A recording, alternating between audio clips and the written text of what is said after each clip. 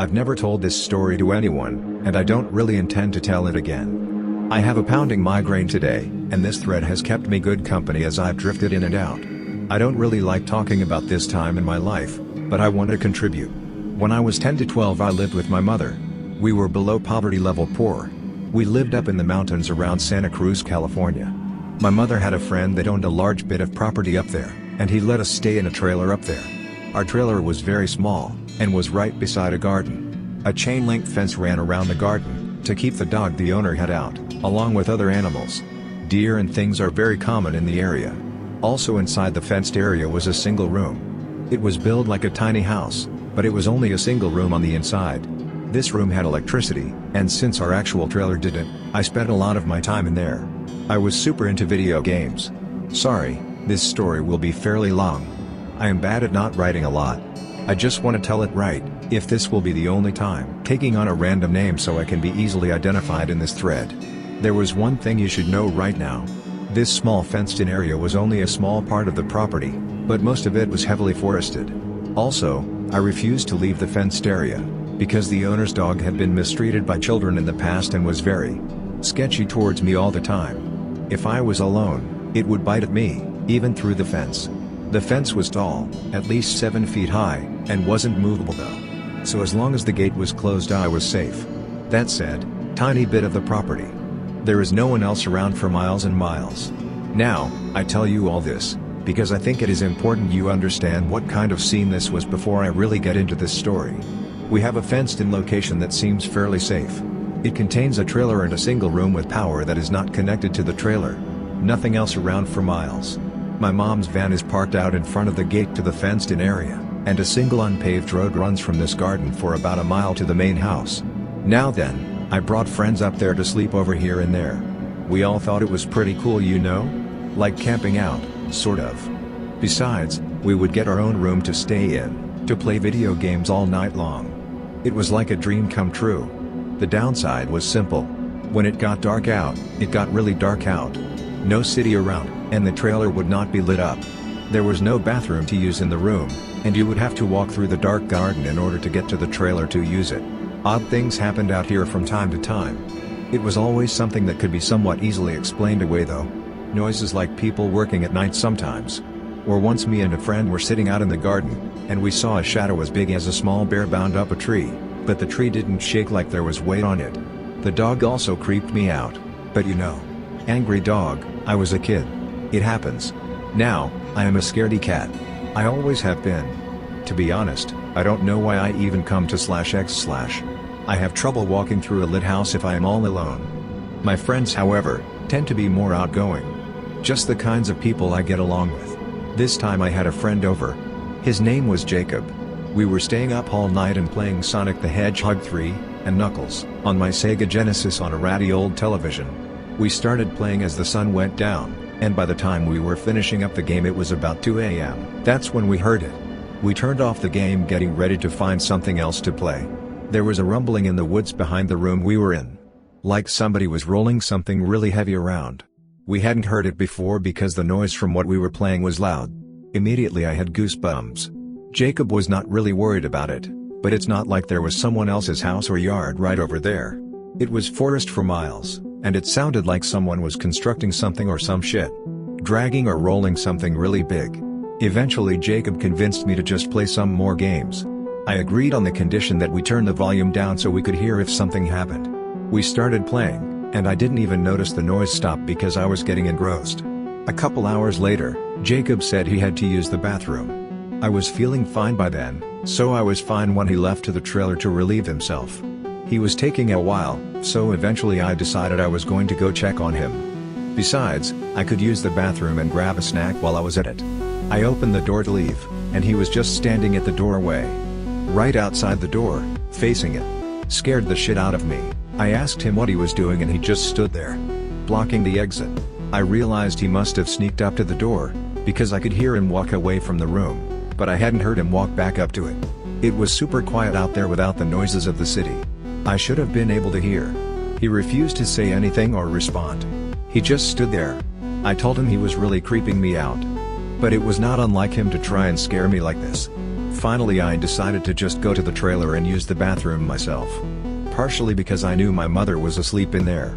I told him what I was doing, then moved past him. When I pushed him out of my way a little, his skin felt freezing to the touch. I jumped a little. But, it was a cold night and he had been standing out there for like 30 minutes. So I figured that was to be expected. I walked as quickly as I could over to the trailer. He followed me, like right on my tail. It was unnerving. I joked a little, saying that he already surprised me by scaring me at the door. The joke is over already. Finally I got to the trailer, and walked in. He didn't follow, just stayed at the doorway. I checked on my mom, who was fast asleep, then turned to go into the bathroom. Now, it being a porta-potty, we keep the bathroom door shut because it, well, smells bad. When I reach for the door and try to open it though, it's locked. A nervous voice came from behind the door.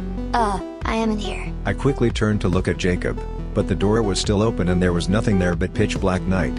I freeze in terror. I would have heard the bathroom door open if he had come in behind me and gone that way. There is no way to do it quietly, it creaks like a motherfucker. I yelped so loud that my mom woke up startled. I stared at the doorway, unable to bring myself to move a muscle. She got up, walked over there and looked out. Not seeing anything, she closed the door and asked me what was wrong. By now, Jacob was coming out of the bathroom and acting perfectly normal, but a bit confused. I explained what had happened. Jacob said he was just taking a long time in the bathroom. Basically, neither of them believed me at all, no matter how much I insist. My mom is sure that I just got sleepy and imagined it. Jacob thought I was trying to prank him. So my mom gets out a big flashlight and walks us back to the room. She tells us to go to sleep. Then leaves and goes back to bed herself. Now, this room doesn't have any windows or anything. So, after a while I calm back down a little. I'm telling myself that my mom was right. I must have had like, a waking dream or something. Jacob insists he was in the bathroom the whole time, and I'm inclined to believe him because there is just no way to really get around without being heard. So, I settle down. I'm a little rattled, but I am thinking I can just sleep it off through the night. Suddenly, the dog starts going nuts. Right behind us. The room is up against the fence, so the dog must have been like, right behind the room on the other side. I felt like I jumped so high I was surprised I didn't hit the roof. Jacob's laughing at me like, "Ha, dog barking at a squirrel or some shit, and you are shitting yourself." It keeps going like that for a long time though. Suddenly the barking stops and gets replaced by whimpering. We hear the dog run away. There are about 45 seconds of silence before we hear something new. A small scratching sound on the back wall of the room. We both try to be as silent as we can. Eventually it stops. After 5 or so minutes of silence, Jacob decides to be brave. He insists he is going to go get my mother up, tell her something crazy is going on and we're going to go from there. With some kind of divine adult protection, no doubt. I wish he wouldn't leave me alone. But there is no way I am going out there. Never ever. He arms himself as best he can. With a tennis racket we had in the room with us. Then he takes a couple deep breaths and opens the door and dashes out. I close it as quick as I can behind him. In less than 30 seconds, I hear a scream. Not long after the door flies open, and he comes back in looking pale as a ghost. He's breathing like he just ran a marathon. His eyes look as big as dinner plates. I ask what is going on like 4 times before he finally starts getting words out. He tells me he walked out there and as he was walking through the garden as quick as he could he saw my mom. Just standing there. He tried to talk to her, but she stared at him with a blank expression. Getting super creeped out because of what happened to me earlier, he took a couple more steps towards her telling her that he thought something was in the woods. Suddenly, her face turned to an awkward smile. Then he realized something terrible. He hadn't noticed sooner because of the darkness and how much of a hurry he had been in. She was on the other side of the fence. Now, the door to this room does not lock. And as I explained earlier, this room had no windows. He had been trying to move stuff in front of the door as he told this story, and by the end I was helping him. In retrospect, whatever was harassing us seemed to be averse to actually entering the room or the trailer, because the Jacob one didn't come in either time he could have. And this room was not sturdy. Either way, we stacked everything we could against the door, thinking somehow that like cartoons this would totally definitely keep the creature out. For the rest of the night we heard scratches coming from all around the room. I cried. Jacob looked like his mind had left his body with fear. At one time I thought I heard it speak too. I heard from right next to where I was resting against the wall, in my mother's voice, quietly. The same exact phrasing and intonation she had used earlier in the night. "What's wrong?" followed immediately by Go to sleep. The sun must have come up eventually.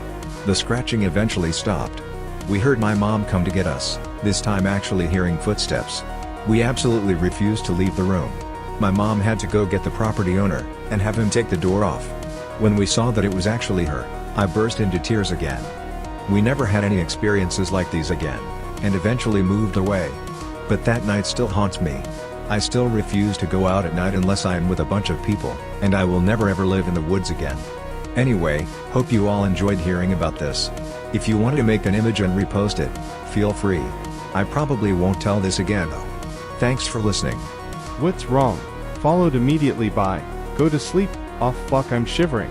The worst part was it was a completely different intonation. Kind of like taking two different sentences out of two different scenes in a TV show, of the same person talking and then clipping them together. Ugh. Words cannot describe how fucking eerie it was. If I was not all drugged up on pain meds due to this migraine right now, I would be beside myself having to even talk about this. You mean like the voices would loop over each other? Well, not so much over each other, but when the first phrase ended the other immediately began with no real time in between, and with a completely different tone of voice. It's kinda hard to describe. Open a video in a media player and midway through someone's sentence, click the track bar to somewhere else in the video. It was kind of like that. These stories are making me want to never go camping again. Whereabouts in the Santa Cruz Mountains, if you don't mind being more specific? I live in Santa Cruz, and I'd like to know where not go ever. Honestly, hard for me to say. I was like 10ish at the time, and I'm 23 now. We've lived in Arizona for years, so it's really tough to remember. Not like I ever drove the road myself or anything, you know? I am pretty sure we took 17 for a while into the mountains, and then there was a turn off onto a small road that was really windy.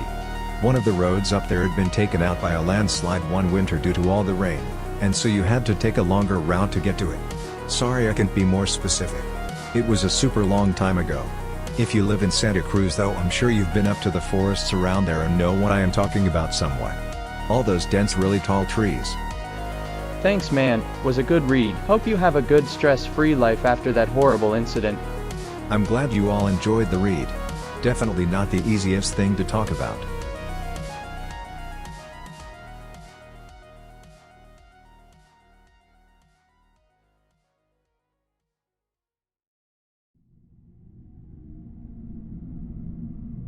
I have a story.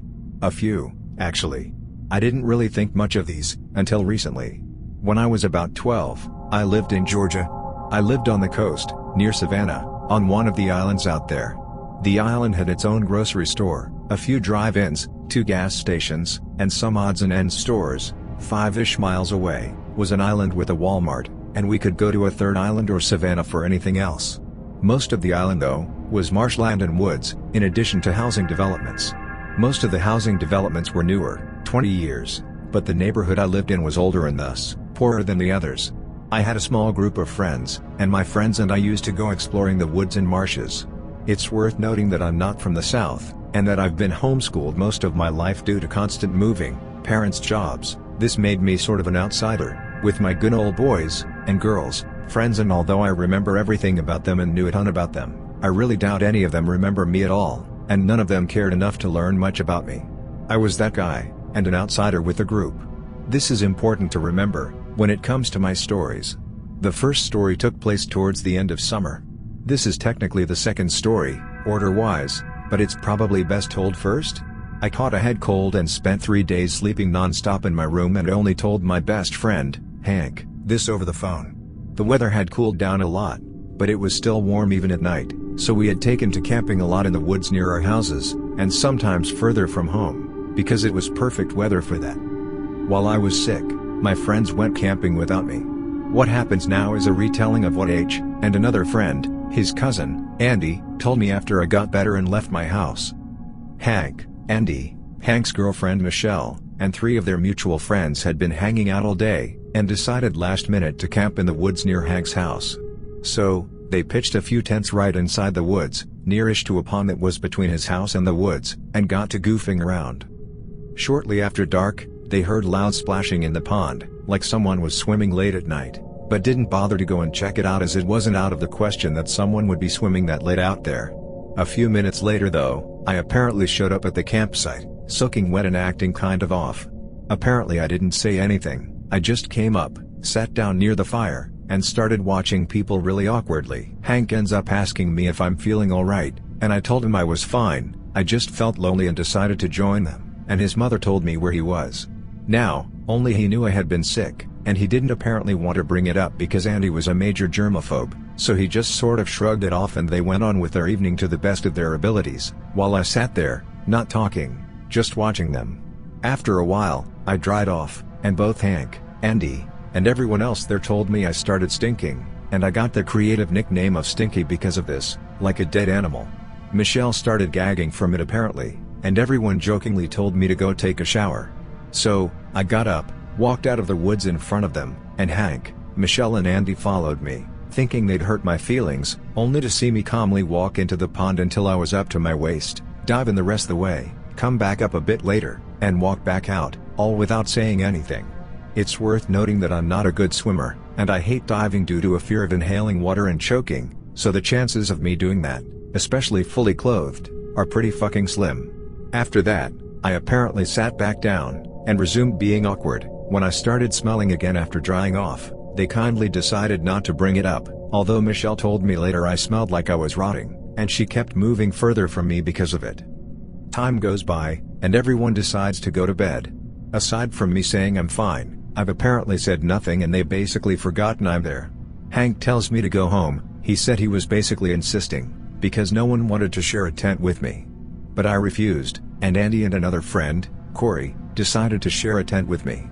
So they go in, and apparently had to call me into the tent repeatedly, and once I did go in, I just laid down on the floor, facing the wall, nothing under me. Due to the stink, apparently neither of them could get to sleep very easily, and according to Corey, I'd constantly turn my head really oddly and watch them.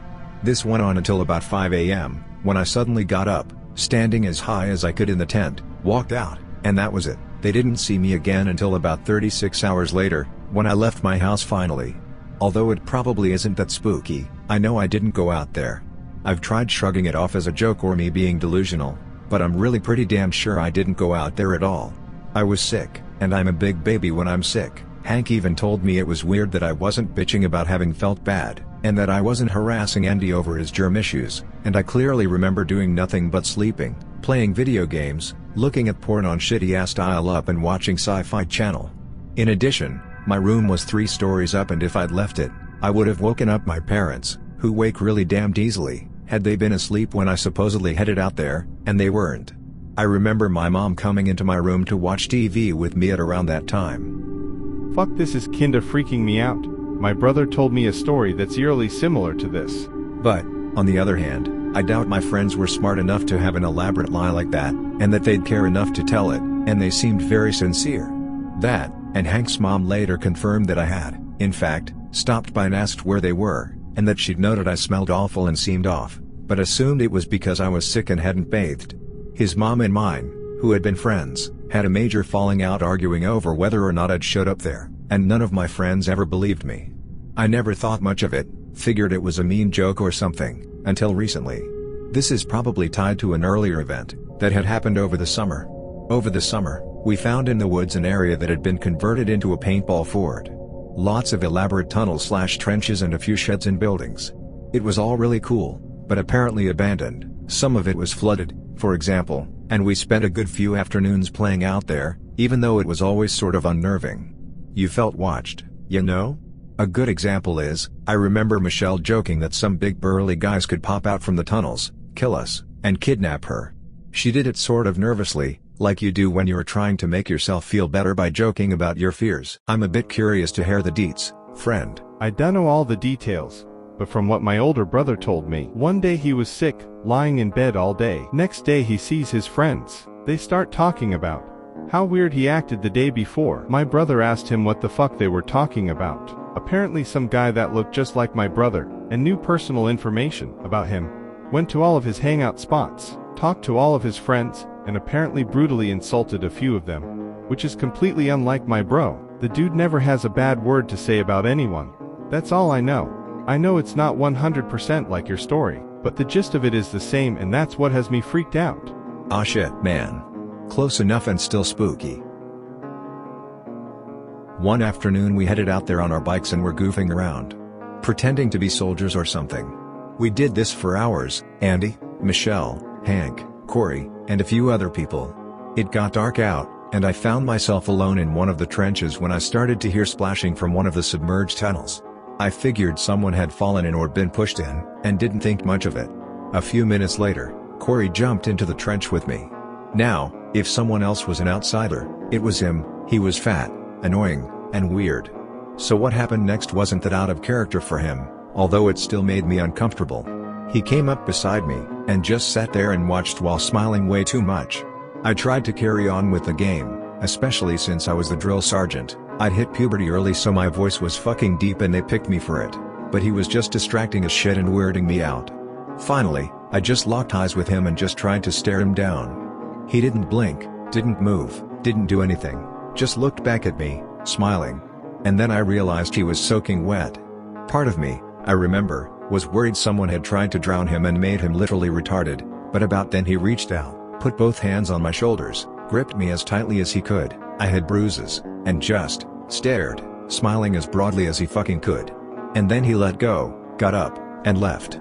He did it for maybe 15 seconds, any longer and I'd have fucking screamed, and then just left.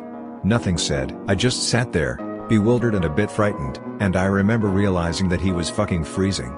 It was hot and humid out still, my shirt was stuck to my back from sweat and I felt greasy the entire summer, but he was freezing. I figured he was from the water, got out, and tried to follow him. He was nowhere to be seen. I went in a trench with Andy and a couple other people, and carried on for a bit, but they realized I wasn't really in the game anymore, and we stopped playing a bit later. I didn't realize it then, but I realize it now. Corey was dry when we got on our bikes and left. I think I either didn't think about it, or thought he just dried fast in the heat, and never mentioned any of it to anyone, as he was a bit weird in general. We didn't play out there again. My last story happened a bit after the second, close to Halloween. We'd all gotten cheap Halloween masks at Walmart, and decided one night to play tag outside while wearing them. We did that for a few hours. It was actually more like a tag/hide-and-go-seek combo, and it took a while to finish playing. I remember clearly though that there were 6 of us out there, everyone mentioned, plus Michelle's friend, and that at multiple times I saw a 7th person wearing a mask we didn't have. I figured it was someone switching masks until later, when I realized no one had a mask like that. I then sort of decided not to mention it, 1. Because I figured it was this weird girl who lived down the street, who actually would have been too short, and 2. Because I didn't want to spook anyone. Nothing really scary happened, we'd just be running and I'd see them running the opposite direction and go hiding, or something like that. It was just weird. Actually, stuff where we'd come up with one extra happened occasionally, but no one ever really thought anything more than we miscounted. A Texas Story Part 1. Now reading this thread made me remember about something that happened to my family. This story took place in the early 80s, before I was born. Heard it from my cousin who confessed it to me while telling me other stuff. Bear with me, I don't know what was encountered with skinwalkers, a goat man, or something else. Anyway, here I go. My family used to own several acres of mountain in South Texas. Not Rocky Mountain kind of mountains, but a nice little size and area, no more than a couple 100 feet above land. Beautiful, lovely piece of property worth a lot of money now, had the family not sold it years prior for no other reason other than just to get money. My father and uncles built a cabin on the property over several years during the 60s and 70s. Had rudimentary plumbing and electricity, as best as you could get being miles away from civilization. The family tried getting to there to vacation a couple times a year, but with the men all being truck drivers on the road for long hours, their schedules seldom synced. They went when they went. The area was surrounded by some forest, had some critters and wildlife, but it had no spooky legends associated with it. And my family had visited the area on a regular basis. They didn't really encounter anyone outside of some campers who were usually at the bottom of the mountains, maybe a hunter or two. Most of their vacation was spent with the cousins, being children, playing and hanging out. The women, my aunts, gossiped and cooked. And the men, my uncles and usually a couple older male cousins, sat back and drank. Typical Mexican-American family lol. One particular evening that all changed. It was my eldest uncle, his son who was an adult, our other cousins and 2 of my aunts. They did what I described in my first part. The men were outside drinking, while the kids were inside with the women. Suddenly they heard a woman scream. It surprised the hell out of my uncle and my cousin. They were genuinely concerned when they heard it again, that some camper or someone may have strayed too far from wherever it is that they were coming from and got hurt trying to climb the rocky terrain on a moonless night. So they take their flashlights and charge forward. When they go into the forest area, the scream stops. My uncle yells out, asking if someone needs help. The person didn't respond. My cousin shined his light over an area, and when it passed, the screaming started again. Only this time the scream wasn't far away, it was closer. To them it sounded like a woman was being raped and murdered. Their first idea was, let's go back to the cabin and go get our shotguns. When they started walking away, they heard a second scream accompany the first scream, except this scream was closer than the first and came at them from the side. They thought they saw someone move in the forest, too fast for their lights. So they run back to the cabin, and by then there is a third and fourth individual scream coming about. The women and children are freaking out, they ask what it is and they have no idea. They lock the doors, load their shotguns and wait. The easiest thing they could do was haul ass in the car when it started, except it was moonless and it was a tricky way driving down the mountain on a paveless road. This being the early 80s, there were no cell phones, or GPS or anything of that sorts available to a blue-collar family. They were going to have to wait it out. My aunt starts praying, the kids are quiet. My uncle and cousin take watch on different sides. By the time 30 minutes passed, they heard something like 20 different screams, all bellowing at once in some demented symphony. They tried looking in the forest through the windows to catch a look of someone, but they couldn't see anyone. Well, they couldn't see anyone at the edge of the forest. With it being so close, they kept questioning where the hell it was coming from. They wondered this until they stopped looking at the actual forest area and looked up at the trees. That's when they saw it. Standing on the branches were people moving up and down, jumping from tree to tree. They blended in with the night, with the trees and leaves themselves. Little light reflections sometimes shined off their eyes even when no light passed over them, and despite it being completely dark outside. My uncle got fed up with this. Despite being religious and afraid he wasn't going to take this torment, he opened the door once, fired his shotgun in the air. The sound roared and it momentarily silenced the screaming things dancing on the trees. He yelled at them in both English and Spanish for them to leave them the hell alone before closing the door and barring it. The sudden silence was a brief respite. The people in the trees vanished, but they were still there. And that's when they changed their tactics. They waited for about 15 minutes after they went silent before something happened again.